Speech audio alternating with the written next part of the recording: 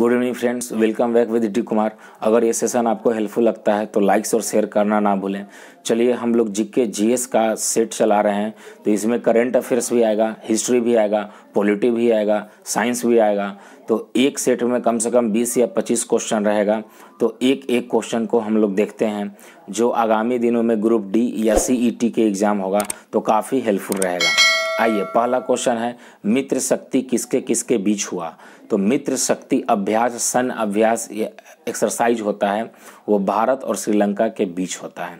तो ये ध्यान में रखना है कि मित्र शक्ति भारत और श्रीलंका के बीच में। हाल ही में 2+2 मंत्री स्तरीय वार्ता किसके किसके बीच हुआ?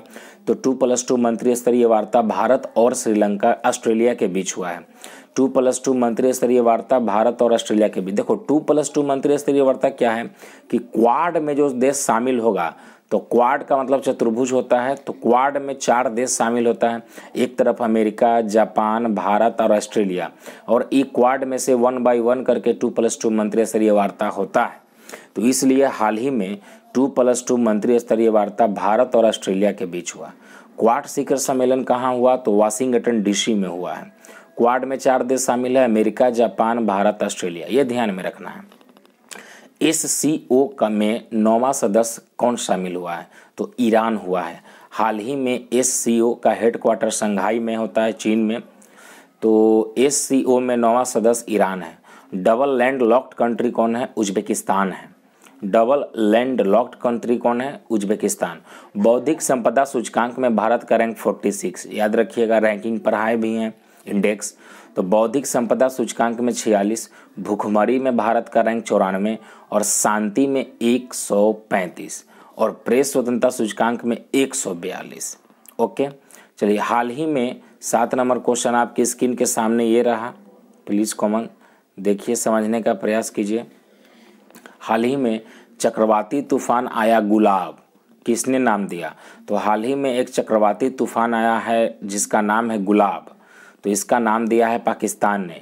शाहीन नाम दिया है कतर ने, ताउते नाम दिया है म्यांमार ने, और यास नाम दिया है ओमान ने। ये वेरी वेरी इंपॉर्टेंट है, सब लर्न टॉप क्वेश्चन हो रहा है, आने की एग्जाम में संभावना प्रबल है, तो इसे ध्यान में रखना है। गुलाब नाम दिया पाकिस्तान ने, शाहीन नाम दिया कतर ने, ताउते नाम दिया म्यांमार ने, और यास नाम दिया ओमान ने। सौभाग्य योजना के 4 साल हाल ही में 2021 में पूरा हुआ है। ये कब शुरुआत हुआ है? तो सौभाग्य योजना विद्युत से संबंधित है, बिजली से संबंधित है। तो सौभाग्य योजना की शुरुआत 2017 में हुआ था, इसको ध्यान में रखना है। चंगेज खां किसके समकालीन था? तो चंगेज खां इल्तुतमिश के समकालीन था।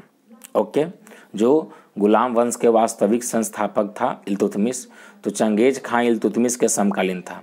बाबरनामा में किस हिंदू राज की चर्चा है? तो बाबरनामा खुद बाबर की आत्मकथा है, जो तुर्की भाषा में लिखा गया है। तो ये मेवाड़ के चर्चा किए हैं कि बाबर 1526, 1527, 1528, 1529 में लगातार युद्ध जीतते गया।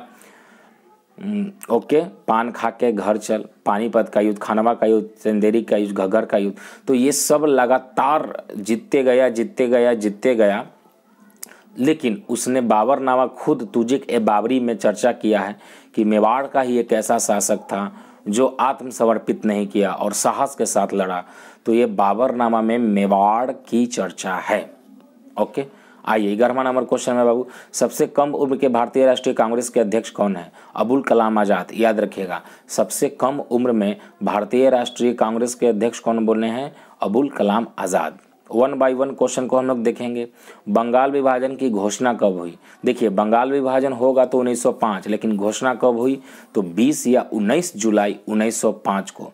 स्वदेशी आंदोलन कब हुआ? तो 7 अगस्त 1905। Very very important. स्वदेशी आंदोलन की शुरुआत कब हुआ? तो 7 अगस्त 1905 में हुआ।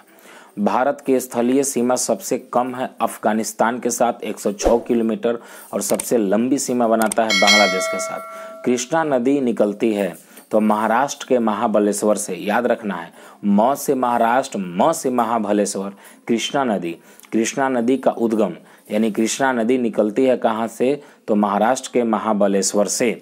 छत्तीसगढ़ की जीवन रेखा नदी महानदी को कहते हैं। महानदी पर ही हीराकुंड बांध उड़ीसा में है। लेकिन देखिए छत्तीसगढ़ की जीवन रेखा नदी महानदी, और महानदी भी निकलती है छत्तीसगढ़ के रायपुरा से, सिहावा पर्वत से, रायपुरा के सिहावा पर्वत से।